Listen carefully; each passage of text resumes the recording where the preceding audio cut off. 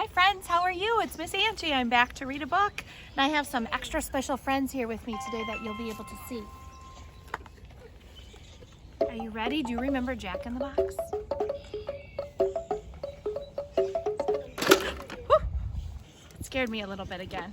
Maybe we'll leave him out. Well, we'll put him back in his box.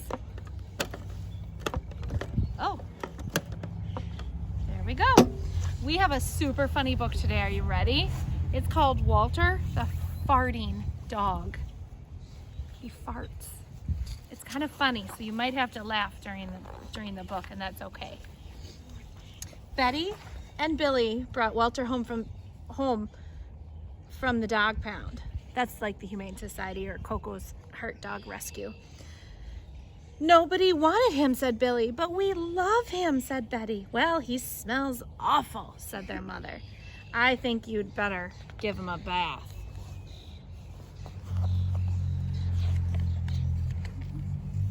There's the smelling dogs. Mother walked in and said, oh, he still smells awful even after his bath. And when they got the first clue, Telltale bubbles in the water, he's probably just a little nervous. What do you think he's doing? If there's bubbles in the bath water, his stomach must be pretty upset. But Walter's stomach wasn't upset. Walter's stomach was just fine. He felt perfectly normal. He just farted a lot. He did it when he bathed, and he did it when he played with Betty and Billy, and he did it when he was all around the house. Oh, he did it in the dining room, and he did it in the kitchen, and he did it while he slept. Look at the farting dog. That dog farts morning, noon, and night, said Father. He can't help it, Daddy, said Betty and Billy. They didn't mind Walter's farts. So what if he farts, Billy said. When we're alone in their room with Walter, Betty agreed. Walter agreed too. They sat there looking innocently at the ground all around while Walter farted. Time to take him to the vet, said the father. We're going to take the dogs to the vet. Are you ready? Take the dogs to the vet? Pepper's barking because she doesn't maybe want to go to the vet. The vet is like the animal doctor. Here he comes. Here comes the vet.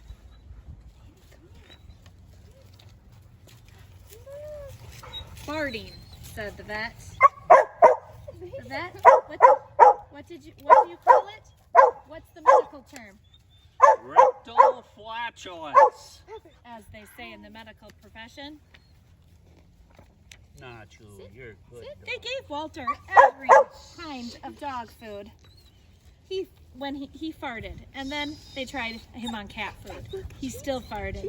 And then they gave him hot dogs, hamburgers, lettuce, and tomato sandwiches. They gave him fried chicken. They gave him rabbit food. They made him a vegetarian. No matter what that dog eats, it turned into farts, roared the father. Walter got the blame for everybody else's farts too. If Uncle Irv let one slip, he just went and stood by and said, it's Walter. If someone farts, you can blame your dog. And everyone would say, Walter! Poor Walter. He has to go back to the pound, said Father. No, Daddy, said Betty and Billy. They don't want to send Walter away. He goes tomorrow, said Father. They pleaded with Walter as he farted. It was all over. That night, Betty and Billy cried in their beds, and Walter looked at them unhappily. Oh, Walter, said Betty, you've got to stop farting because Father is going to send you back to the pound tomorrow, said Billy. Oh. Walter knew how serious the situation was. He'd never see Betty and Billy again. He resolved to hold his farts in forever. When Betty and Billy fell asleep, he walked down to the kitchen. He got into the cupboards. He managed to open the cupboard door with his nose and found a 20-pound bag of low-fart dog biscuits that the vet had prescribed, which had made him fart even more. Even though he knew they made him fart more, he couldn't resist. He ate the entire bag. It was so tasty. Uh-oh. What's going to happen? He went to lie down on the sofa, and a gigantic gas bubble began to build inside him. And this was going to be trouble, he said to himself. He nervously was afraid that he might let one go. He thought maybe the house would explode, so he kept it in.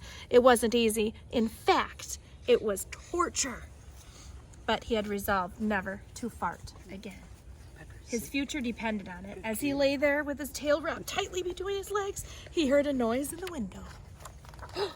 He watched slowly, and a pair of burglars came through. "Watch out for the dog," one of the burglars said. "He won't bite," said the other. "He's a wimp." Walter might have bitten them, except he was so filled with gas that he couldn't move. He tried around, and he couldn't bark. "Okay," whispered the first burglar. "Let's clear the place out." They took everything they could get their hands on. Walter wanted to stop them, but he was having unbearable gas pains. He rolled onto his back, waved his paws in the air. He gnashed his teeth. "We've got it all," said the second burglar. "Come on, let's go." That's when Walter let it fly. It was the worst fart of his life. It made tremendous noise and shot him across the room. A hideous cloud filled the air, and the burglar clutched their throats, unable to breathe. With tears in their eyes, they raced to the window. They tried to grab their bag with all the valuables, but the arms were too weak. "Oh, it was so bad. Let's get out of here," they said. They jumped out the window and they ran down the block, choking and gasping for air, still blinded by Walter's attack. They stepped into the headlights of an approaching police car and they said, "Hold it right there."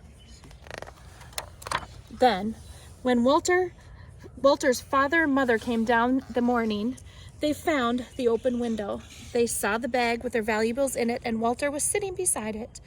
He had the rag tied around his snout. You'd have to say he looked heroic.